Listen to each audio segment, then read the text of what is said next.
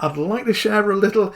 It's not really a tip or a trick, it's an idea, but I think this could be very useful to you in your ambient music productions. I think it's particularly well suited to ambient music, although it could be used in all sorts of music. Now, it's very simple to do. You're wondering what it is. Well, let me play an example. And this is where things start to get interesting. So this example, it's about 45 seconds long. Have a listen to it. It consists of two parts. There's a pad played with Spitfire's cinematic pads, which is the same sound I used in the Dark Ambient tutorial and walkthrough. I'm just using it because I think it's a good organic pad sound. And there's also a bass line running through. That's it. The pad is just holding a single chord. So have a listen and see if you can tell what's going on.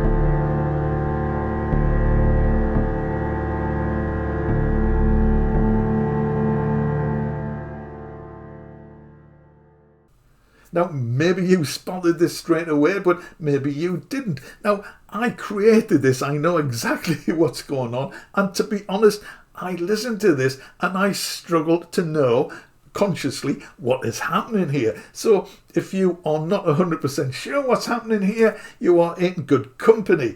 Well, you're at least in my company. Let's give this one more try. I've made a very small adjustment to it, and let's see if you struggle with the previous example. Let's see if this helps.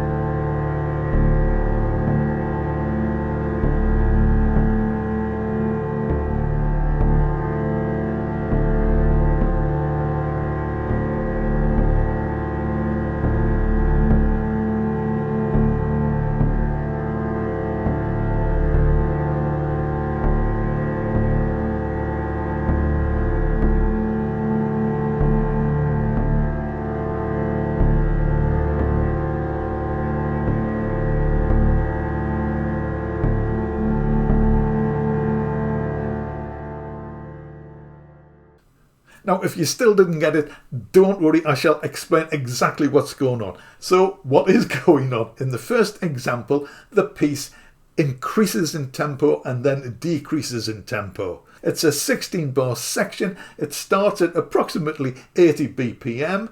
The first 8 bars ramp up to 100 BPM and the last 8 bars ramp down back to 80. Now, this is a massive change in tempo. From 80 to 100, that's 25%.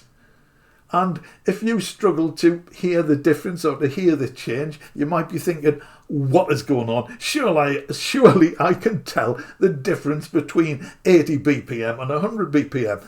And yes, under normal circumstances, I think you probably could. However, because the tempo change is relatively gradual, our perception on a bar-by-bar basis is that it changes very little. So I think that's what makes it more difficult to tell that there is an actual tempo change going on. So the difference with the second example is that it had a few bars running at 80 BPM before the tempo change started. So if you were tapping along with the initial tempo, then after it started to speed up, you would probably realise that your tapping and your timing was out of sync. And at that point, you may well have realised that this is speeding up. But I think this was more difficult to detect in the first example because there was not a base tempo to work from. Now, if you're wondering about your sense of timing and rhythm after listening to these, do not worry. I have been a professional musician, though it was quite a while ago. I used to work with other musicians, with drummers and guitarists and singers, so I had to keep rhythm. I did dance work, so when you start to dance, you have to keep the same tempo. So I think my sense of rhythm and timing are pretty good. However, I still struggled to discern the tempo changes in these examples. But that is the point. Now, just before we delve into the possible uses for this in your music, let's just look at the science behind this. Lots of tests have been done to determine how, as humans, we react to different aspects of music, how big a pitch difference we can tell, for example. And they have also done tests on how much of a tempo change is required before we notice it. Now, as you might expect, several factors come into play, not least of all the individual. Some people are more sensitive to this than others, and it will come as no surprise to learn that musicians are generally better at this than non-musicians. But another factor which comes into play is the actual tempo. So at average tempos between 100 and 120 BPM, we can generally tell a difference in tempo of between 2 and 5%. At faster tempos, we generally need a larger increase in tempo before it becomes noticeable.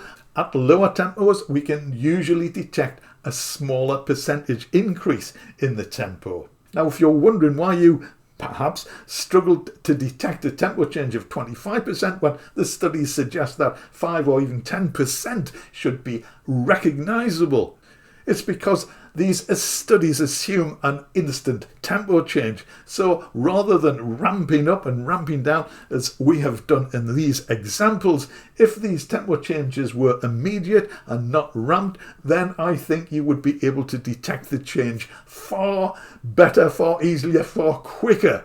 So if you're still with me, you may be wondering, how does this feed into ambient music? Well, even though consciously we may not be aware that the tempo is changing, I think that subconsciously we are aware that something is changing. Now, the human brain is very good at picking up on subtleties like this subconsciously before the effect, whatever it is, reaches our conscious mind. So I'll give you a couple of examples.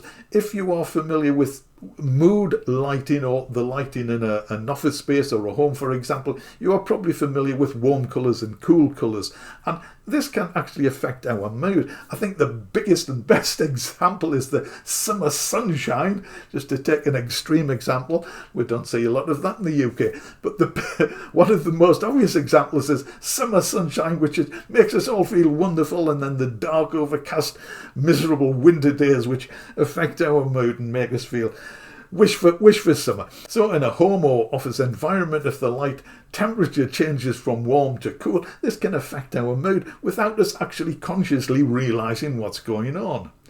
Another example is our ability to pick up on facial expressions.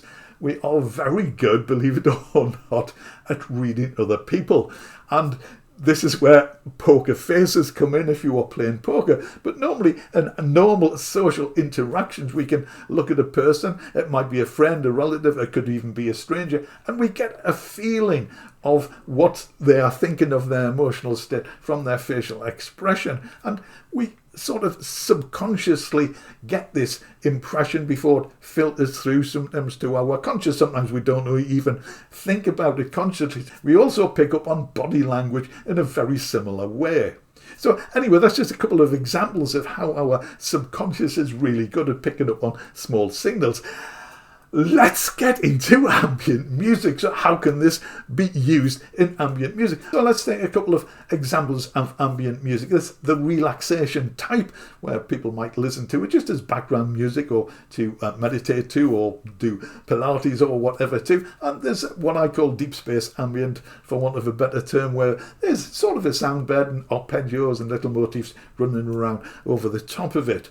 Now, in most cases, you don't really want to jar the listener out of the effect. Even with the deep space ambient, it creates a sort of hypnotic vibe, so you don't want to jar, you don't want a jump cut in movie terms to jar the listener out of the listening state. And you certainly don't want to do this with relaxation ambient. But at the same time, we don't want this to be boring, because if you listen to the same sound or the same texture for a long time, that it does become boring, consciously or subconsciously. So we mitigate this by altering the texture, putting little filter sweeps in, adding little melodic elements, changing the arpeggio patterns a little bit, and so on. So we could use this tempo change idea as another level of variation. Now, even if the listener is not aware of it on a conscious level, I'm sure they would be aware of it subconsciously, which really is what we are after. We don't want them thinking, what's going on here? This thing's ramped up in tempo by 25%. We just want part of them, the subconscious, to appreciate that something else is changing, something else is happening. Now, the examples I used were pretty extreme, a 25% change in tempo, albeit over a period of time. So if you apply this to your own music, you may find you do not want to use 25%. It depends what the music is like and what other elements it contains. So you might want to step this down to 10% or 5%.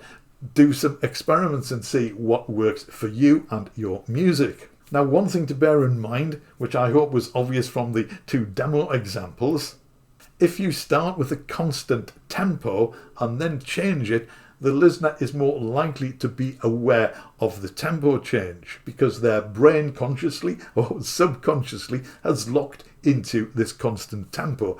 So that is something you might want to take into consideration.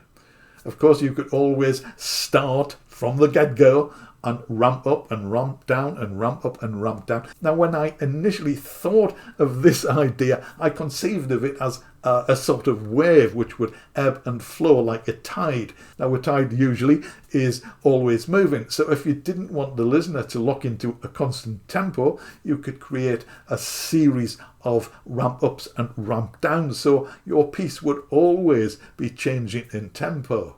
That was my initial idea, but you don't have to do that. You can just add it to certain parts of your piece. Just take into account the fact that if you do have a constant tempo, you may not need such a great variation in tempo if you make changes.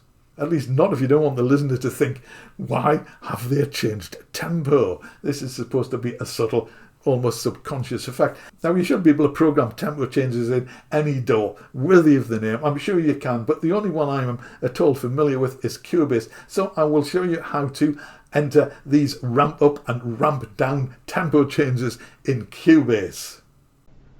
In Cubase, you add a new track. There's more than one way to do this, so use your preferred method and select Add Tempo Track. And here it is, and I have expanded it so you can see what's going on. This is the tempo line. You can see the tempo rises and then falls. And if you click here, you can select Step or Ramp. This step produces an immediate tempo change. We don't want that. We want it to ramp up slowly, so we select Ramp.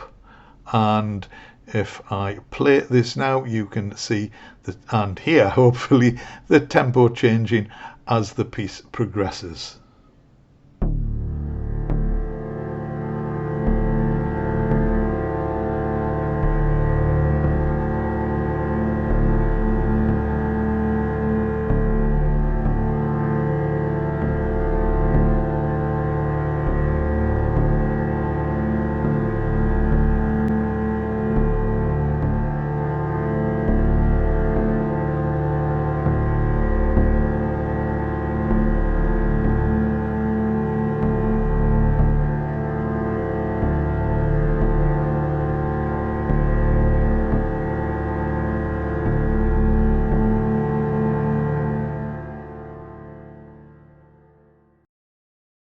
So I'd be interested to know what you think of this idea. I'm looking upon it as just another tool in your ambient music toolbox. Let me know what you think of it. Let me know how easy or difficult you found it to tell what was happening with those early demo examples, and let me know if you think you might use it in a piece of music. If you do, then please do leave a link to it in the comment section. I'd be really interested to know what you do with this idea, and I'm sure other viewers would too. If you're still with me and have found this video interesting and useful, maybe a little bit thought-provoking, if you are interested in ambient music, I have a lot of other ambient music tutorials on the channel. There's a link to them in the description. I do hope you find them useful. And if you want to know what else I get up to, there's a subscribe button which will help you find out, and a big thumb button if you just enjoyed this video. Clicking either or both would be much appreciated. As always, thank you so much for watching. I will see you again in the next video.